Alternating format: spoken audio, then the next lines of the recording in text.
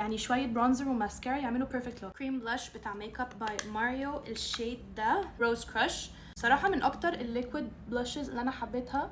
بصوا البيجمنتيشن رهيب. ممكن اكون حطيت بلاش زياده بس عادي عشان احنا هنشيله حالا بالكونسيلر. اول هنحط الكولر كوركتور بتاعنا عشان الدارك سيركلز. دي ممكن تكون اسرع مره عملت فيها فول ميك اب في حياتي. هل من الذكاء ان انا بصور؟ غالبا لا.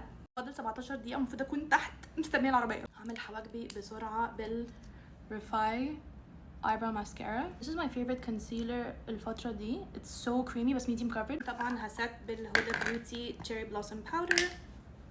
عادي مفيش وقت. For the rest of my face هستخدم peach pie powder بالباكجينج الجديد. ده لازم يتشال ثانية واحدة. ده بقى هسات بيه وشي كله. فيش وقت. هعمل وينج خفيف قوي بس off camera.